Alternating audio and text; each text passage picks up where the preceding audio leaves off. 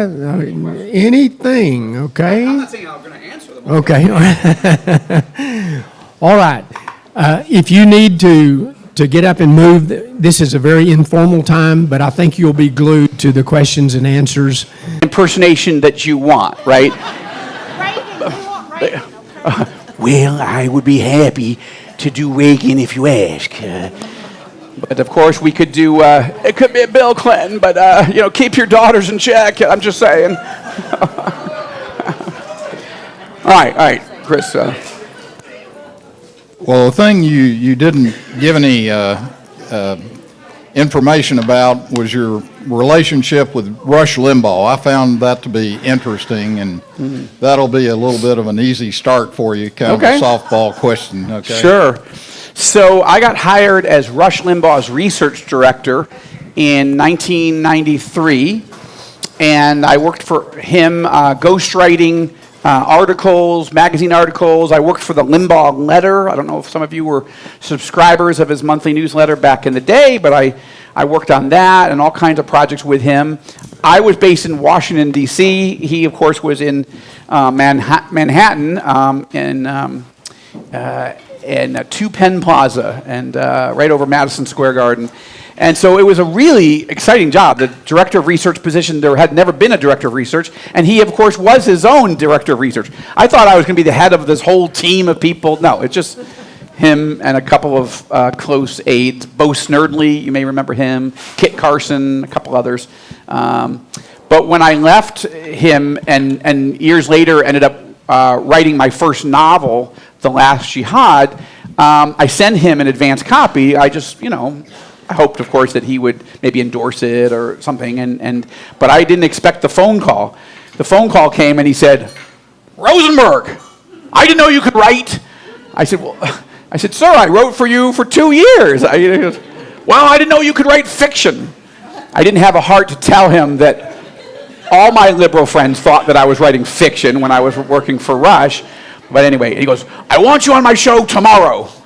I'm going to interview you about your novel. I love this novel." And I said, now, you may remember back in those days of Rush did not have guests. He barely wanted callers, right? He used to say things like, well, if I know everything, why should I have somebody else on, right? And half his brain tied behind his back just to make it fair, and talent on loan from God, all those fun things that we miss him. But what was interesting is he never, he would have, President George W. Bush on, right? W. One of my favorite W impressions, by the way, is this is an actual joke of his, which if Al Gore really invented the internet, how come every internet address begins with www? It's a great line. I love that line. But, he would have the president on. He would have Vice President Cheney and Mr. Newt, remember? Newt Gingrich. That's who he had on. He never had ex-junior staff people, but that was quite amazing. And when he had me on for The Last Jihad, he sent the book skyrocketing to #1 on Amazon, 11 weeks on the New York Times bestseller list, and it was just amazing.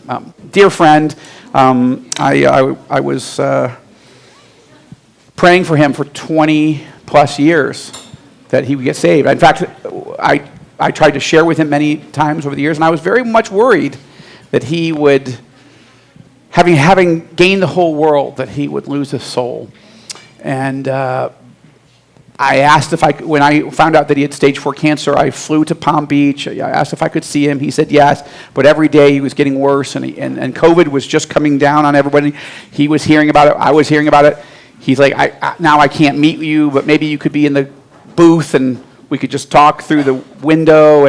But he was getting worse and worse and worse. But his brother, David, called me. And I said, and David's a very strong believer.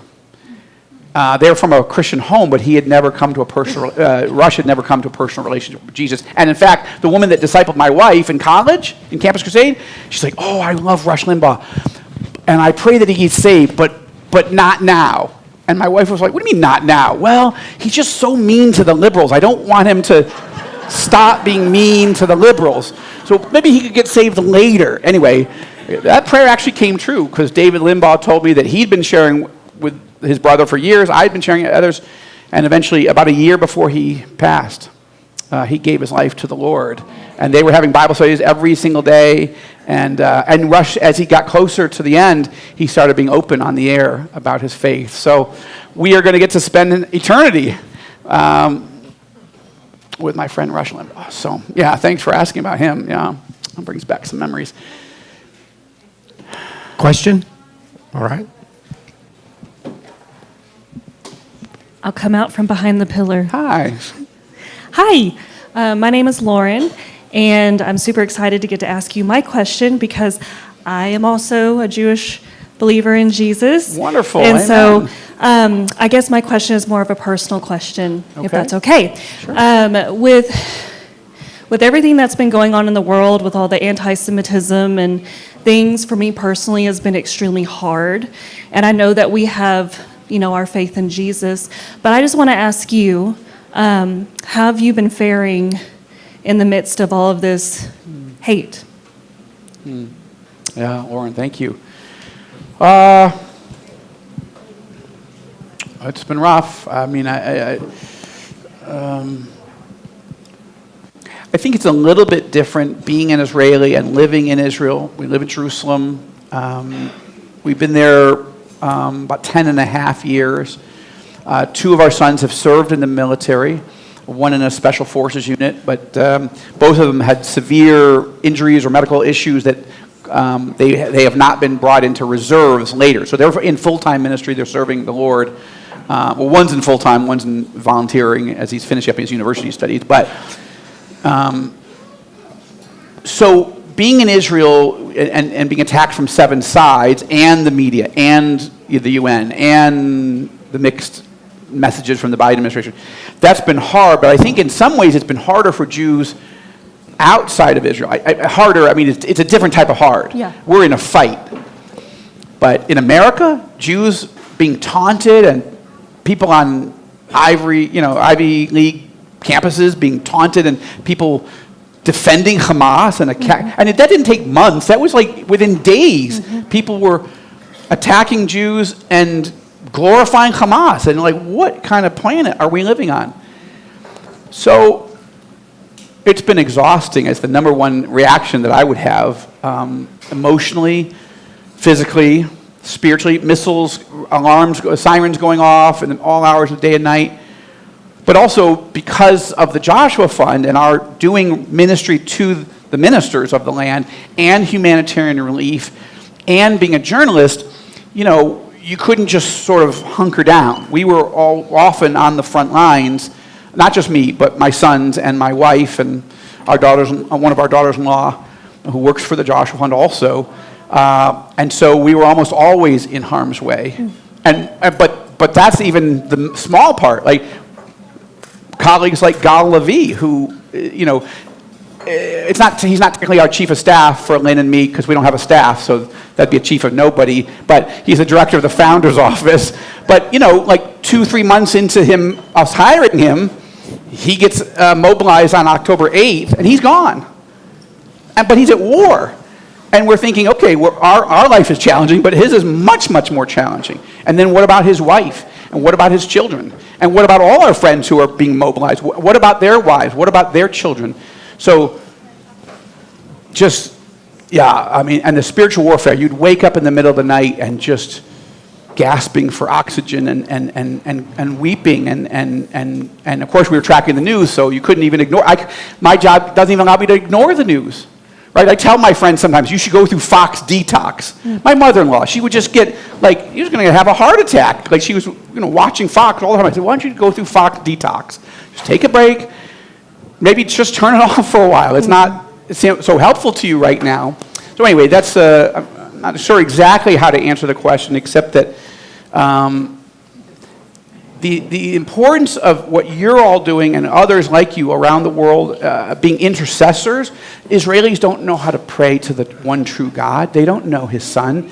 And so they don't have access to come into the throne room. It's not that God won't answer their prayers or hear them, but they don't have that access because they don't know Yeshua. So we have to intercede. It's a whole country under attack without knowing the Lord. And we're not watching 500,000 Israelis come to know the Lord in the last 16 months.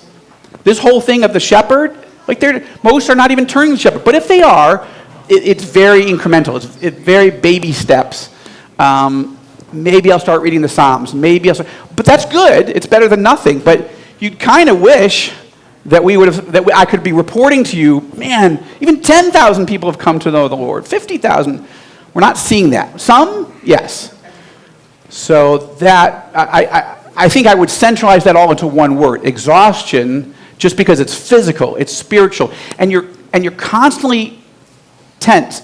I was saying to Chris at lunch, the whole country, 10 million people are going through PTSD, except we're not in the P. P is post-trauma. We're all going through the trauma. And every release of every hostage, and every day that you're waiting to see, are they alive? Is the person coming out as a body bag or as a person? And what are they going to look like? And how are they going to handle it? We can't go through PTSD until we get to P. Mm-hmm. And that's just us. What about the Lebanese? What about the Palestinians? What about all the people in the region? So that's a longer answer than but I don't know how to give a simple answer. No, I just appreciate that a lot because I feel the exact same way, and I've been dealing with a lot of guilt from that because of everything else that's been going on around the world with everything that's going on. So thank you. You encouraged me. Sure. I Yes. appreciate it, Lauren. Yep. It was Lauren, right? Yes. Okay, thank you very much. Amen. Who has a question? Raise your hand. Okay, come in. Thank you. My name is Howard. Hey, Howard. I'd like you to give the answer. You say you imitate Trump, so that's how I want you to answer. Okay, Howard, it's going to be fantastic. Give me your question. These are going to be the highest ratings on YouTube that this church this congregation has ever experienced. It's fine. Go ahead. Thank you, Donald. My question is this. I heard on the news that Trump said that he wanted all of the hostages released by today. Yes. Not 2 or 3 or 4 like they've been doing. Right. And so is that going to happen? Okay, that's a good point. The time at the tone in Jerusalem is 9:42. The deadline is midnight. Now, that was President Trump's ultimatum because last Monday, Hamas said, we're not releasing any more hostages because Israel's violating the ceasefire agreement. And that Trump is like, I'm not doing that anymore. Israel has the full green light. If they want to go and rain hell down on the Hamas in Gaza, you have a full green light. That's the message. But he qualified and said, look, this is Israel's decision. I'm just saying, I don't have any more patience for this. So if you guys want to go all in. And that was designed for 2 things. First, it was just his sympathy. This is him as a person. And it's quite a contrast to the previous administration. But you have all my support. I'll send you every weapon you need. You got full moral authority. Go for it. This is really encouraging. This is a breath of fresh air for Israel, who has been fighting the Seven Front War with with one arm tied behind our back because our main ally won't fully support us. That's changed. That's really changed. So that's good. Netanyahu met with his cabinet for many hours this week, and his decision was, and his announcement was, listen, we are willing, if Hamas goes back to keeping the schedule that we'd agreed on, then we won't go back to war right this moment. But if they don't, we'll unleash hell. So, because we still believe there are live hostages. And we don't want to do anything, because if we go back to war full on, they will probably just kill them all. Or they'll starve to death. So I think Netanyahu and his team are wise to pocket the president's full authority to go in hard and finish the job, but to use that as leverage and so far it's worked. So today we got 3 more. Now they look horrible. They look like Holocaust survivors. But that's three more. I think we're at 14 more to go, I think, in this first stage. So we don't know who else is alive. But we're praying to get everyone out. Now, here's a theory. My theory is that once we get to the point where there are no more live hostages, when we're talking about dead bodies, the war may kick back in. Because as much as we want those bodies back, nobody in the Israeli government wants to give away terrorists out of prison for dead bodies. So the question is whether Hamas will keep, trickling out the live people forever, and then give some dead bodies and say, no, we still have live bodies or live people here. So it's trauma every moment of every day for Israel as we wait to see who's alive, who's dead, who do we get, who do we not. So is that helpful? Sure, absolutely. Yes, Elvin's in charge. My name is Becky, and I just recently met you, and I was wondering if you could elaborate. Recently, she means 90 seconds ago. I came over to say hi. If you could elaborate on Prime Minister Netanyahu. He's long been a favorite of mine. I admire his composure. I admire his strength. But if you could elaborate a little bit about your personal interaction with him or your knowledge of him. I know he's not always popular in Israel. Something like Trump is not always popular in the U.S., but they both seem like strong personalities. Yeah. Prime Minister Netanyahu is the longest-serving prime minister in the history of modern Israel, and that's not an easy thing to accomplish, right? So his political skills are uncanny. He's accomplished a lot for the country. As finance minister, he was responsible for the sweeping free market reforms that turned Israel from a socialist country. It started as a socialist country, a left-wing socialist country, and now it's a right-wing free market booming economy. I mean, not right now during the war, but those sweeping reforms were all his idea, and he he got those through. So he turned Israel into Silicon Wadi, not Silicon Valley, and he really learned a lot and drew from the Reagan model. Well, I always believed that Israel should not be a socialist country. I don't believe that America should be one, and I don't believe Israel should. The Jews like to make money. How come they're not making money in Israel? For years, right? And so the Reagan model became the Netanyahu model, and he put it all through and created a boom, a good boom, an economic boom. We got a lot of other booms, but Netanyahu obviously also negotiated with Trump 4 successful Abraham Accords agreements: the United Arab Emirates, the Kingdom of Bahrain, the Kingdom of Morocco, and the Republic of Sudan. Groundbreaking for all the people who said, "Oh, he's a warmonger. Oh, he'll never make peace."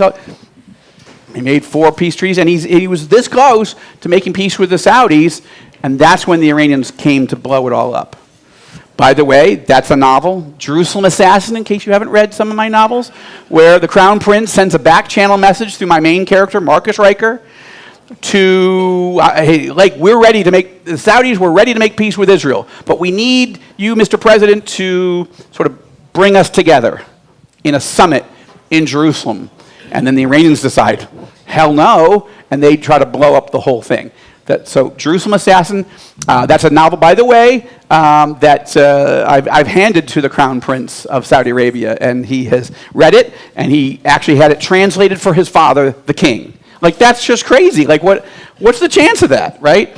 But God has done that. So all that to say, Netanyahu's strengths are very strong. He's a world leader. He's not we only have 10 million people. Right? I mean, Egypt is a country of 120 million people. But who's got higher stature? Benjamin Netanyahu or Abdel Fattah el-Sisi? It's Netanyahu. Who can get on the phone with Trump, with Putin, with any leader in the world at any time? It's Netanyahu.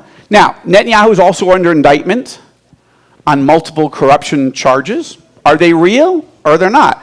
I don't know. I presume him innocent. But it's a trial that's these are still ongoing trials. Many people in the left, and even some on the center, hate Netanyahu and want him to burn in hell, politically speaking. And many on the center right are very disillusioned with him. And of course, October 7th, how could Bibi Netanyahu, the guy who knows more about radical Islamism than anybody, how did he miss October 7th? That happened on his watch. And people want political accountability for him to, look, you blew it. So he also has a personality that rubs many of his closest allies wrong. Like almost everybody who's the leader of a center-right party used to be a chief of staff for him or a close political ally of him, and then they're like, I can't do it anymore. I don't even disagree with his policies. I just can't work with this guy anymore. And then they leave and they started their own party, and then he has to work with them because maybe they only have 4 or 5 seats, but he needs them to build a coalition. So he's a complicated person. He's almost a Shakespearean figure. It's not tragic yet, because I would end by saying this. Netanyahu may not think that he has a political future anymore because the polls show that people are so upset by October 7th and everything else that while he would, his party wouldn't be completely decimated, but it would lose seats, and his whole coalition would lose seats. So if the elections were held today or tomorrow or this year, he will not be able to put a government together. However, he may not want to run again. I believe that he is fighting now. He sees himself as Winston Churchill, and he's up against the Nazis. And yeah, Churchill, right? He wins the war, and then he's voted out of office immediately. But he won the war. And I think that what Netanyahu's doing is trying to make decisions not based on political calculus.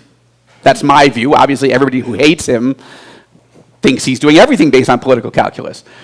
I don't think that's true. He's aware of his political environment, and he has to navigate that. Obviously, a parliamentary system is not a presidential system. One far right-wing party just quit his coalition because they didn't want a hostage deal, because they thought that was tantamount to surrender. So that took Netanyahu's coalition from 68 to 63. When he hits 60, he's out of office. The government collapses, we go back to elections, and he won't be prime minister again, probably. So he's got one more party threatening to quit. So he's skating on thin ice, but he seems to love it. I mean, I would have 9 ulcers and a couple heart attacks. He's he's managing a 7-front war. He's got people stabbing in the back, stabbing him in the front, and that's his own allies. Forget the left. So it's complicated. But I believe that he is got one main purpose, one strategic objective: win. This was Churchill, right? When Churchill comes in after Neville Chamberlain, they ask, "What's your policy?" Right? Maybe you've seen the Darkest Hour. Go watch that movie. The right wing didn't want Churchill, but there was nobody else. He was the only consensus figure. So he comes back, and his closest advisors, Churchill's closest political allies, are saying, "Sue for peace. Ask Netanyahu, get Churchill to ask Hitler for a deal. You take Europe, just leave us alone here in Great Britain." Churchill's like, "I'm not doing that. Our policy, it's to win at all costs. We'll fight them on the beaches. We'll fight them in the mountains. We'll fight them on the shores. We'll fight them in the countryside. We will never surrender." That was pretty radical up against Hitler without the Americans in the war yet. So all that to say, I believe Netanyahu has Churchill on his mind, and he realizes his only way forward to leave a legacy that's worthy of everything he's given to his country is to win. And that's why he didn't surrender to Biden, who was trying to force him to surrender. Biden was calling it a ceasefire, a permanent ceasefire in Gaza, but he's like, but Netanyahu could read that. You mean surrender. I can't surrender. I'm not surrendering. Well, then I'm not sending you weapons. Well, okay. Then we'll have to muddle through on our own, but we're not surrendering. And then he gets Trump. So he's a wily, shrewd political cat. Every time you think Netanyahu's out, he's one hand up from the grave, political grave. So I think he wants his legacy to be victory, and if he can get the Saudi treaty too, wonderful. And then he might ride off into the sunset, unless his polls rise because of it, and he thinks, all right, let's do this for another 4 years. So I don't know, but we need him to win. We need him to be successful. And we need him to get these hostages out. So, all right. Yes, sir. Okay, Jimmy, I got a question for you. Okay. Jimmy Carter? Oh, that's great. Huh? The peanut farmer. Oh, absolutely. With the advent of USAID being shut down, and with Elon and them following the money trails, with the money that the CIA and their operatives was putting into Hamas, and those, how is that going to affect them as far as they're losing their financial support? Oh, the CIA, to my knowledge, has never put in money into Hamas, but Netanyahu did. So before the war, for several years, Qatar, the small Arab, Sunni little country in what the Iranians call the Persian Gulf and the Arabs call the Arabian Gulf.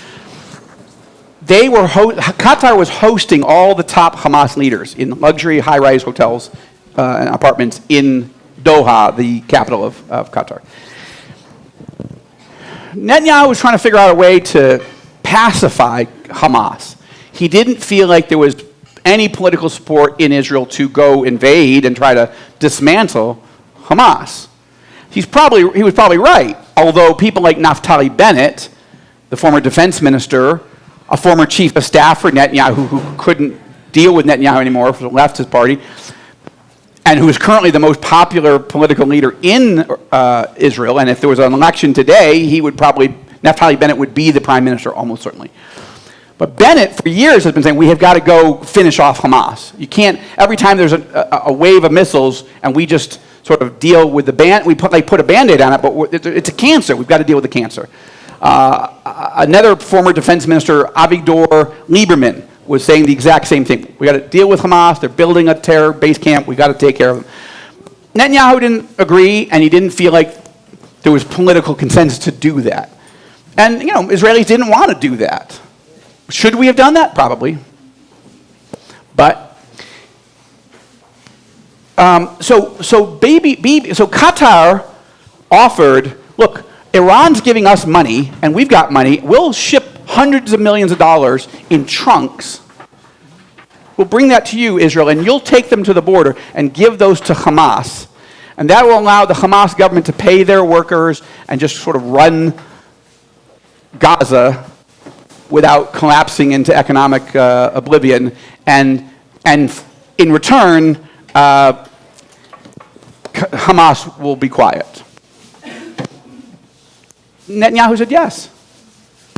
Bennett said no. Lieberman said no. Bibi said yes. That's going to be part of his political reckoning at some point. There's going to be there's a lot to think about. If he wins and he makes peace with the Saudis, people might say, all right, on balance, maybe. But people are like, we were given money from Iran and Qatar to Hamas. So now, in terms of Elon Musk, and look, it's a cesspool in Washington, and there's a lot of change that needs to happen. And I think the most powerful man in the world and the wealthiest man in the world have teamed up at no charge to try to fix this thing. And more power to them. They need a lot of prayer. I'm not aware that either of them know the Lord, so I think they're doing the best they can. They've got some good people around them, but they need a lot of prayer. Maybe Trump knows the Lord. I don't know that, but I'm just saying. And because of his assassination attempt, I was just at the National Prayer Breakfast. He was very sobered, and he says, God saved my life. He goes, his sons, he said, my sons they love hunting, they know guns. They told me, Dad, that rifle, that scope, at that distance and that height, there's no reason you should be standing here. You're a dead man. It's the easiest shot in the world. Except that Trump turned like this, and they didn't blow his head off on live national television. He is saying openly now that God saved my life. Now, he may have also saved a soul. Let's pray for that, and that would help a lot. That wouldn't mean that he's, it's a lot of discipleship. He doesn't have a lot of time to study the Word and all that, but he needs this. A lot of change in Washington is needed, and I say more power to them. So, yeah, absolutely. My name's Larry. It's nice to meet you. Oh, hi. Shouldn't you be at that door? Just I should. My buddy's over there, and I'll join him here just shortly. checking. Just saying. My question, I guess, is kind of speculative. It'd have a lot of strings attached to it, but do you think with us losing Bagram Air Force Base and Trump wanting to build a Middle Eastern Riviera, if we put an air base with Israel, even though that land is very hard for them to hold and it's precious territory, if we put a base in literally their backyard where we commit to it, whether we're front, right, left, center, that we're putting in with an ally, and we literally and figuratively watch their back, do you think that putting a base there to help unify the two countries together, if that would help or hurt a lot of the, I guess, talks in the Middle East? Well, that's a very creative idea, and personally, I like that idea. Regardless of what exactly happens with Gaza, meaning I believe that Trump really does mean to own it, and he may mean morally own it, but I think he's starting to lean into, let's just have it. Because if it's somebody else's, unless he wants to hand it over to Israel someday, which he may, but he's not said that yet. Even Netanyahu didn't go ask for this. He was shocked. He had no idea until a couple hours earlier that Netanyahu or Trump was even thinking of this, and he certainly didn't. He never asked for it. He never would have. It would have been crazy to talk. But regardless of whether all the Palestinians are moved out, again, part of the compromise on that would be if you want to voluntarily leave, let's open the door. Right now, Jordan won't open a door, and Egypt won't open the door. Not to stay even, but just to go to wherever. You could see a third of Palestinians, half of Palestinians just say, okay, I'm out. I might, if they rebuild it, maybe that's 10 years away, 15 years away, I'll try to come back, maybe, but I'm not going to wait. My life is a total disaster there. So all that to say, me personally, I would tell the Qatar government, no, you've run your course. There's the CENTCOM base, Central Command for the U.S. military, is in Qatar, and Qatar is still hosting the top Hamas leaders. The top guy then got assassinated by Israel, but there's still others. So first, all 2 million Palestinians should just go to Qatar, but President Biden, in January of last year, signed a 10-year lease to keep the CENTCOM base in Qatar. He didn't use that as leverage. What if President Biden had said, if these hostages are not out by noon on Saturday, one, we're unleashing Israel with all hell, and we're going to give them every weapon they need, and Qatar, you deliver the message, because I'm not giving you that base. In fact, I'm going to take that base, I'm going to move it someplace else. That would have been good leverage. He didn't even try. Me personally, I would take that base and say, sayonara.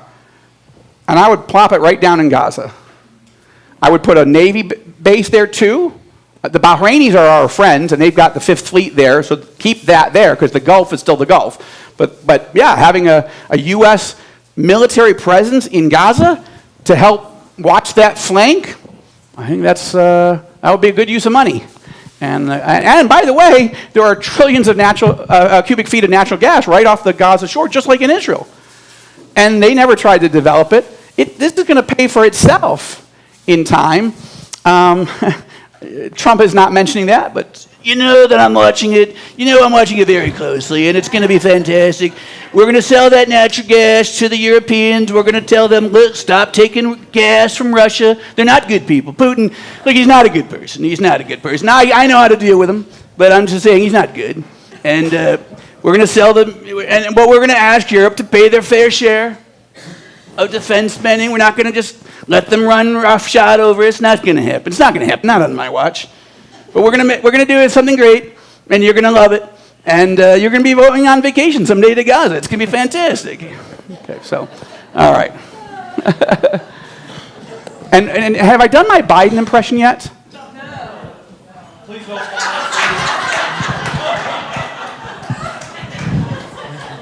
Oh, sorry. I'm just. Okay. Yeah. What's that? Oh gosh. Well, we are believers. Let's not go too far. You know. So, all right. Yes, sir.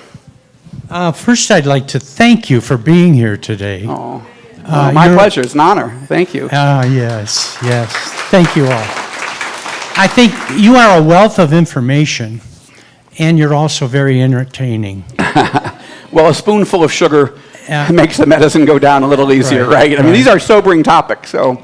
You could probably consider being a comic as well. Well, I wanted to be one as a kid, and the Lord's like, I don't think that's going to be a good idea. My question has to do with the fact that we're in the year 2025 now. The first month and a half, I think, has been kind of good for us. I think we all feel a little bit of weight relieved from our shoulders. Yeah. My question to you is, what do you expect? How do you feel about the rest of this year? Well, it's a great question. There's no question that Trump is involved in what I'm calling a no-huddle offense. He is not giving the left or our enemies any time to breathe, nor the media, bless their hearts. And I'm saying that, bless your hearts, as a Texan. Now, when a northerner evangelical says, bless your heart, we really do mean it. But you guys, I know it's sort of an evangelical curse without getting in trouble for the curse. You know, like, that guy's dumb as a post, bless his heart.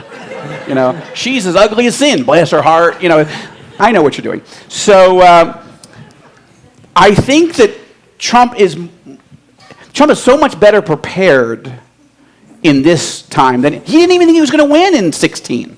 So he had no plan. He put Chris Christie in charge of the transition, and that was going so badly, and it was eating up so much time that he put Pence in, and it went great. Now, I really feel badly, by the way, I'll just say, I feel really badly that relationship. I would like to see the president apologize, and I'd like to see those two become friends again, because I don't think Pence did something wrong. I think he defended the Constitution. You don't have to agree with me. It's okay. I care, but I still have my view. But Mike Pence made that presidency possible.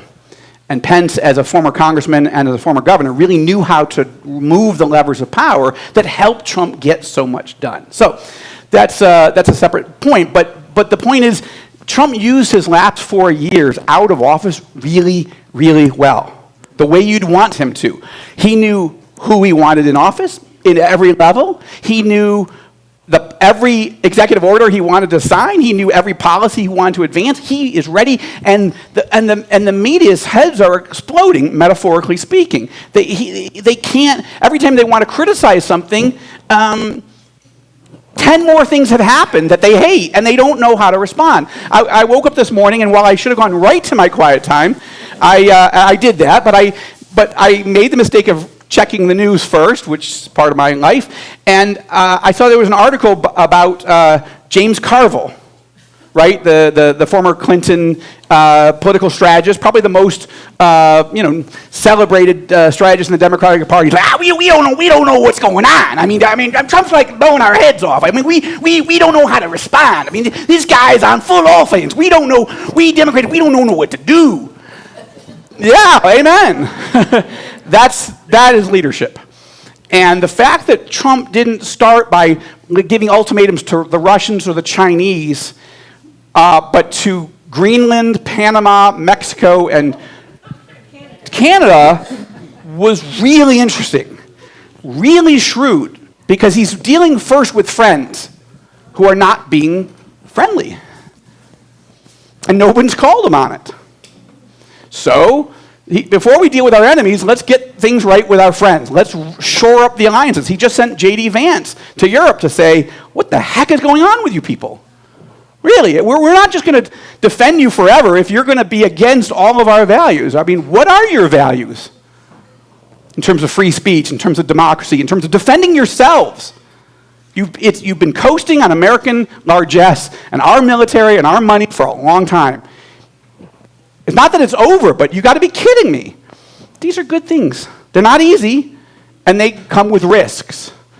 But all that to say, I think I'm very encouraged by the first weeks. Now, I also, by the way, I really like, I don't agree with everything on Robert F. Kennedy Jr., but I like that Trump has flipped the script and has asked the icon of the Democratic Party to come in and try to fix some things. And that Kennedy said yes. Now, you just try to imagine yourself at a dinner party at the Kennedy compound. These people, their heads are exploding, again, metaphorically, but still, like, what are you doing? I mean, why? And some of them we know from leaks are cursing the son of Bobby Kennedy. But my feeling is that he's probably just got one line. Guys, you're upset that I'm trying to help the President of the United States fix the country? Ask not what your country can do for you. Ask what you can do for your country. Does that sound familiar? Jack, remember him? That's what he told us to do. You're not doing it. I am. Wow.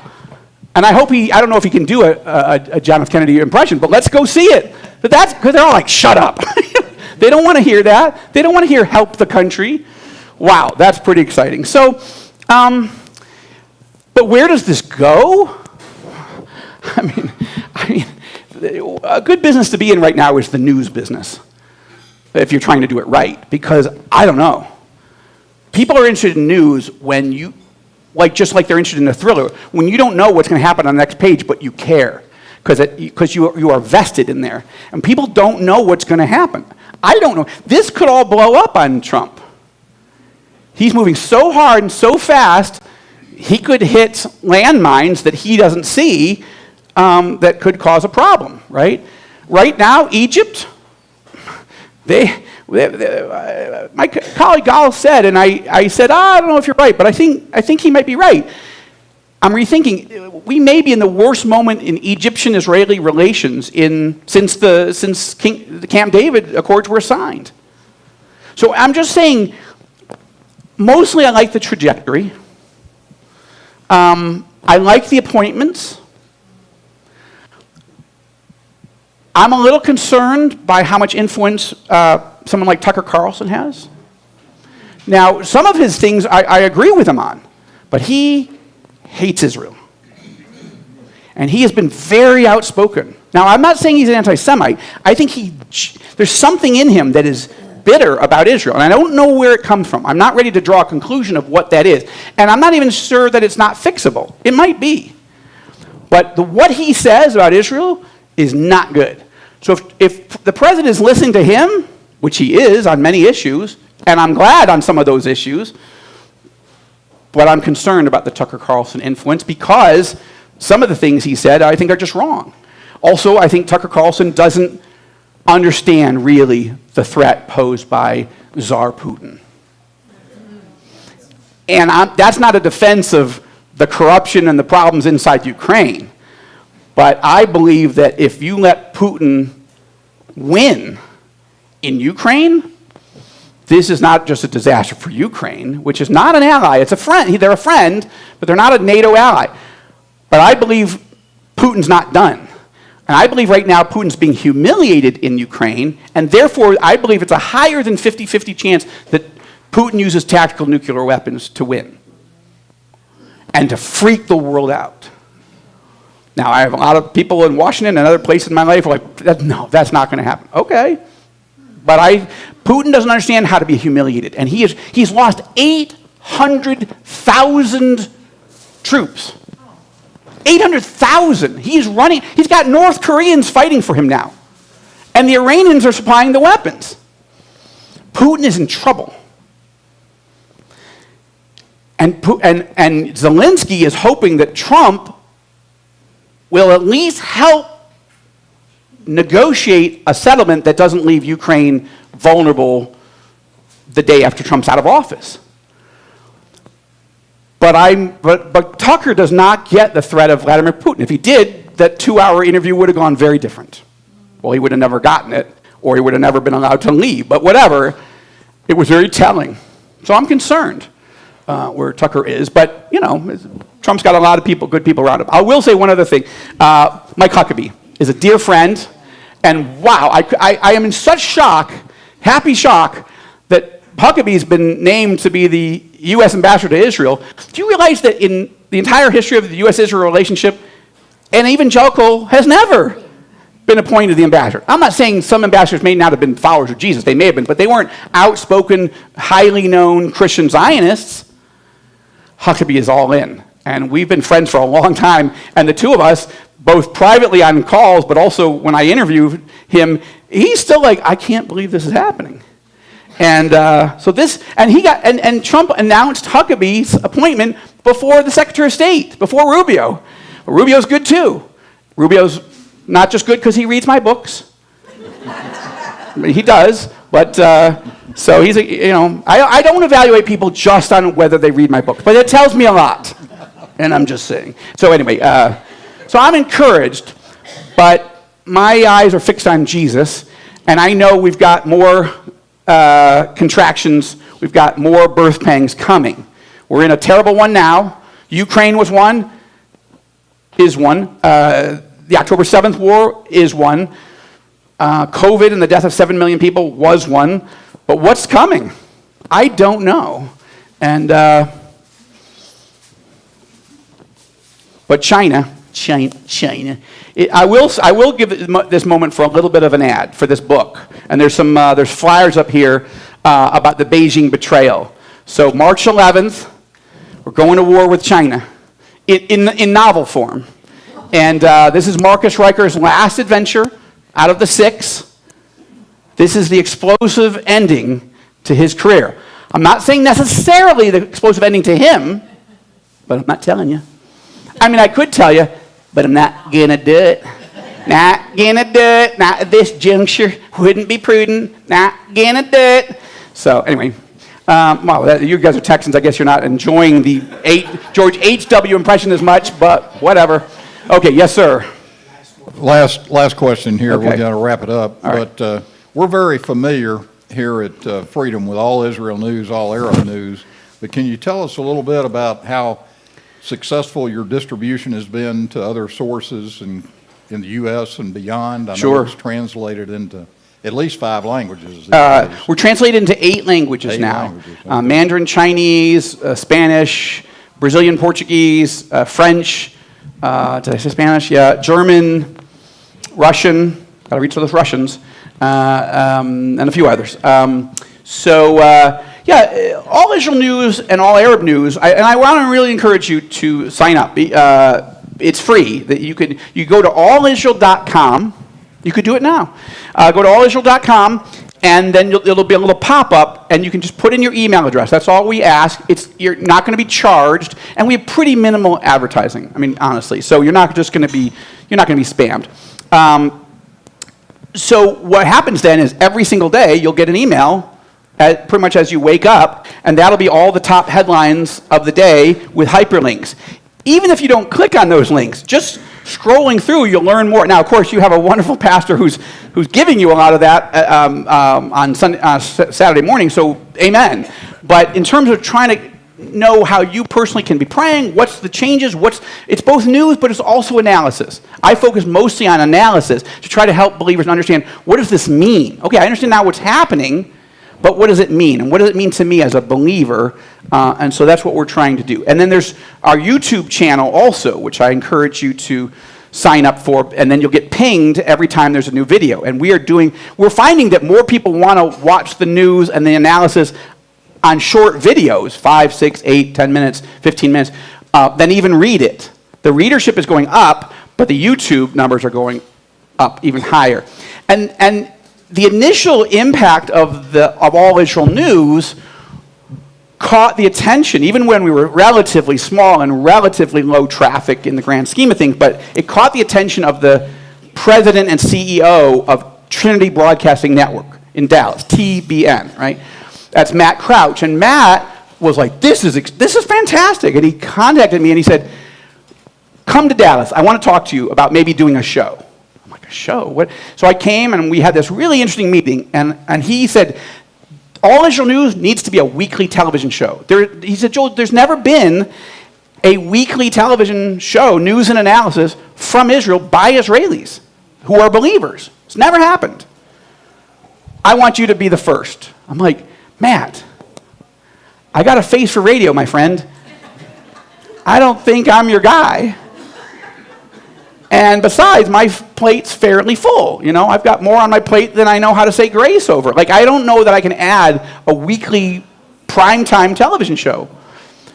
But he said, all right, then the next rest of this conversation is, what do I need to do to put you in this car today and have you drive off my lot? I want to reduce every possibility of you saying no.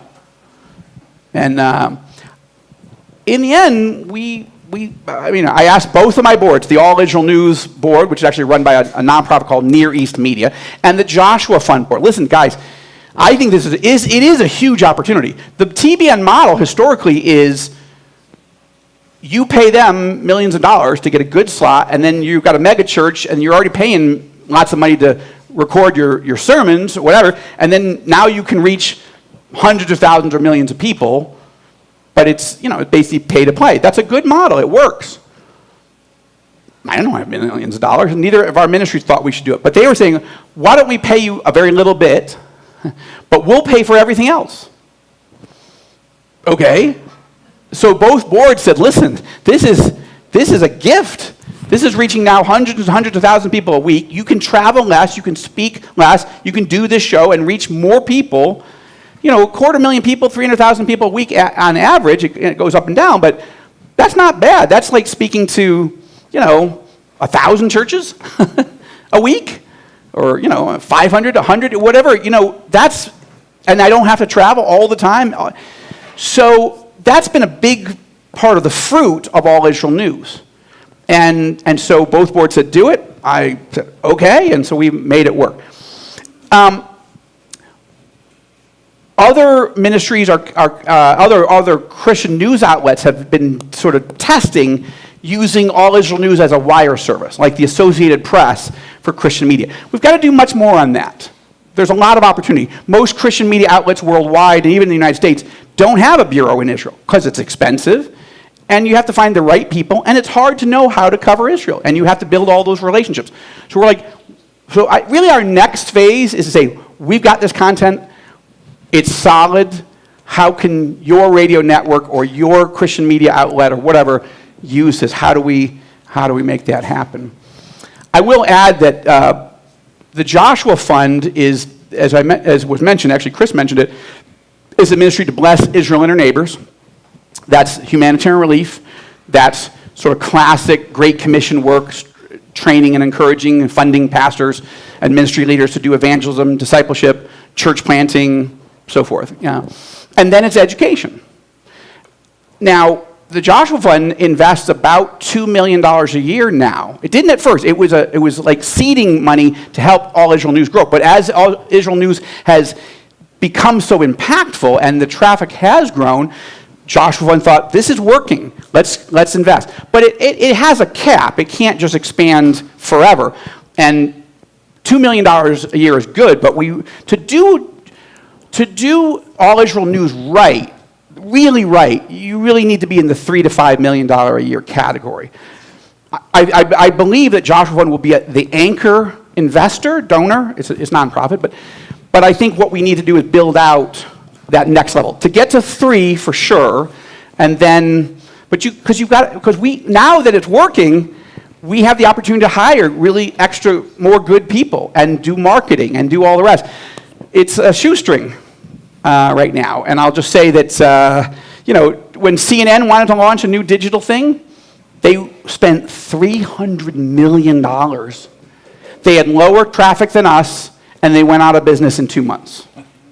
If we had just had a modicum, a smidge of the 300 million, so we're doing pretty well. God is using our little loaves and fishes and impacting a lot of people. And then I'll just say, so there's information also about the Joshua Fund, and this is our sort of annual impact report, and it'll just give you a lot of interesting facts and figures about the impact that Joshua Fund is having by God's grace, some of the, sort of by the numbers and some details, a financial snapshot. So I hope that you will avail yourself of both the Beijing betrayal portion of the program, Joshua Fund if that's interesting, and be praying for All Israel News. I think All Israel News is the greatest growth opportunity because people don't normally go to a nonprofit website.